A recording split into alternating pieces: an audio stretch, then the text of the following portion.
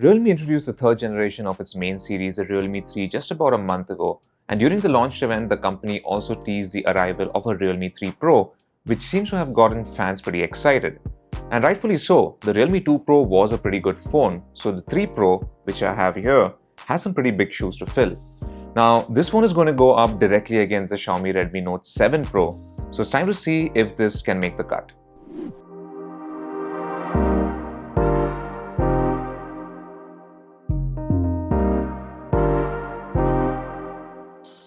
Now, at first glance, one could easily mistake the Realme 3 Pro for just the Realme 2 Pro since it looks pretty similar from the front. You have a notch on the top, you have slim bezels on three sides, a relatively fat chin at the bottom, and that's pretty much it. Now, on the back, if you remember the Realme 3, again, the design should be very familiar to you. In fact, we have the Realme 3 here. And as you can see, apart from the new color and the new pattern at the back, it's really hard to tell the difference between the 3 and the 3 Pro. Now, Realme has made some subtle differences to the 3 Pro's design compared to the 3. For instance, there's no unibody back, so you have this plastic panel over here that tapers around the edges and blends pretty well with the plastic sides. It looks good and you don't really feel any sharp edges when you hold it, which is a nice thing. However, you do get brand new color options. For instance, the one that we have here is called Nitro Blue. It looks pretty good. There's a blend of blue and purple gradient, and you have this little wavy design that that's visible when light hits it. It looks pretty nice. Now, you also get two other color options. There's a carbon gray and a lightning purple. Now, the Realme 3 Pro isn't too wide, so it's fairly comfortable to hold. However, it is a pretty tall phone, so reaching the notification shade is mostly a two-handed affair. Now, it's not too heavy either at 172 grams, and around 8.3 millimeters in thickness, it fits pretty well in your pocket too. The button placement is actually pretty good, as your thumb lines up pretty nicely against the power button and your index finger against the volume buttons if you're holding it with the right hand, which is something we quite like. All the ports are placed at the bottom of the phone, so here you have a 3.5mm headphone socket. There is a micro USB port, which we're a little bummed out about, not to see a Type-C, and we have the single speaker over here. Now, the phone does have one slot on the left-hand side which can house two nano SIM cards and a micro SD card altogether, so you don't have to switch between either a second SIM or expandable storage, which is a good thing. Now, in the front, we have a 6.3-inch IPS display which has a full HD plus resolution. Colors are good, viewing angles are also pretty wide, and the brightness level is also pretty high at around 400 nits, so it's pretty legible under sunlight as well. You also do get Gorilla Glass 5 protection, which is a bonus. Unfortunately, the Realme 3 Pro still has a plastic back, so this is not glass. Last but not least, the phone also has a capacitive fingerprint sensor, which, like previous Realme phones, works really well at authentication. Now, you also get face unlock with a raise to wake gesture, and as expected, it's really quick. Now, overall, the Realme 3 Pro is designed and built pretty well. It's not all that different from the Realme 3 or even the Realme 2 Pro for that matter, but that's not necessarily a bad thing. Now, a couple of things which we would have liked was the inclusion of a USB Type-C port, especially considering that this is a Pro model of the Realme 3. Another thing is that we would have liked to see a glass back here when you consider phones like the Xiaomi Redmi Note 7 Pro does have Gorilla Glass at the back. So this is something that we would have expected at least on the higher-end Pro model. Another reason for having glass instead of polycarbonate or plastic is that glass doesn't scuff very easily, and as you can see, we've been using this for about a week and the bottom edges has already begun to show signs of scuffing. Now, Realme's theme for the 3 Pro is speed, and that shows in the choice of SoC.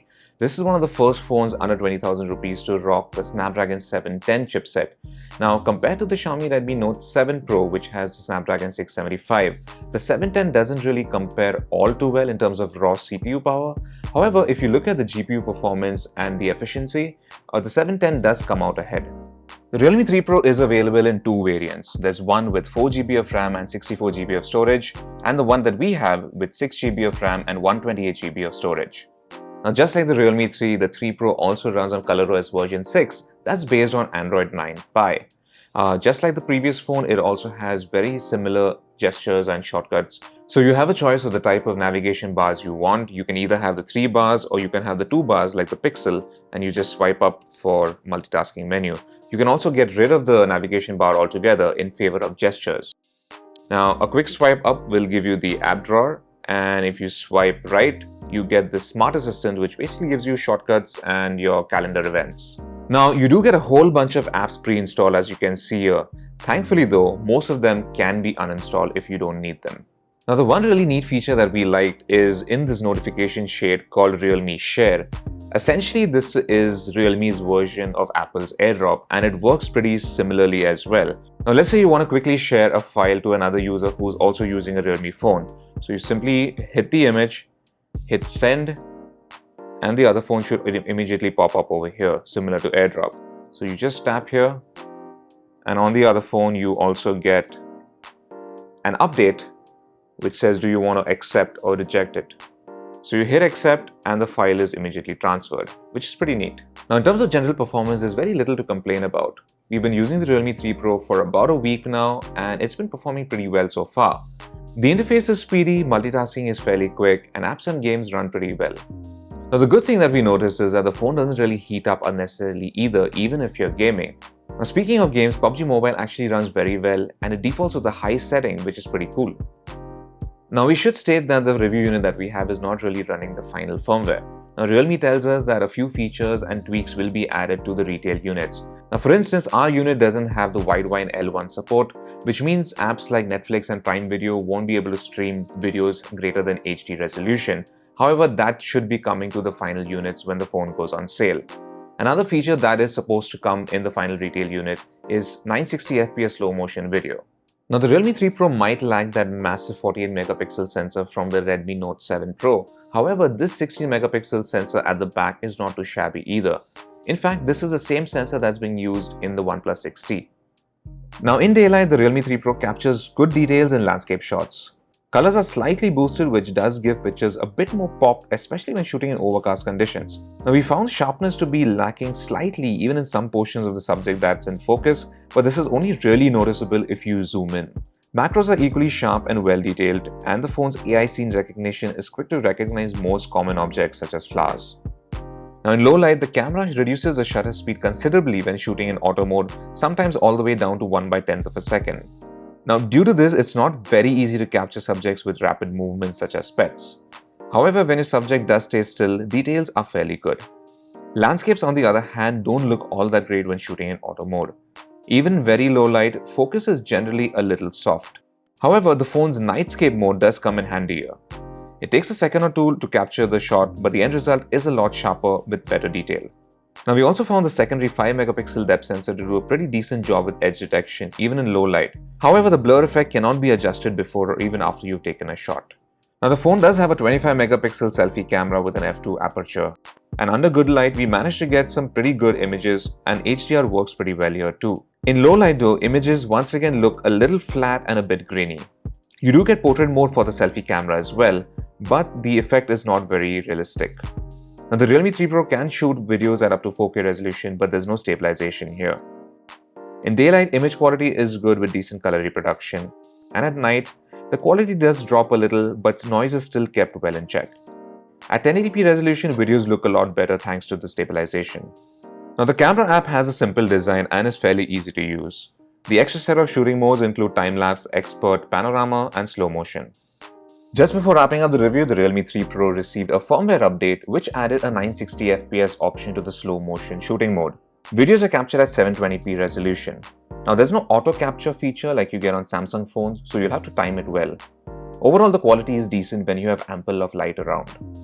Now, battery life is pretty solid too. The Realme 3 Pro has a 4045 mAh battery that will easily last you a day and more on one charge. In fact, in a battery loop test, we managed to get a runtime of 14 hours and 13 minutes of continuous video playback, which is pretty good. Now, the one good thing about the 3 Pro is that you do get a VOOC fast charger bundled in the box. And this is a 20-watt charger which can top up the Realme 3 Pro from 0 to about 90% in an hour, which is quite impressive. The Realme 3 Pro is a good iterative update over the Realme 2 Pro as you get a bigger battery, slightly improved cameras, better color options, and a more efficient SoC.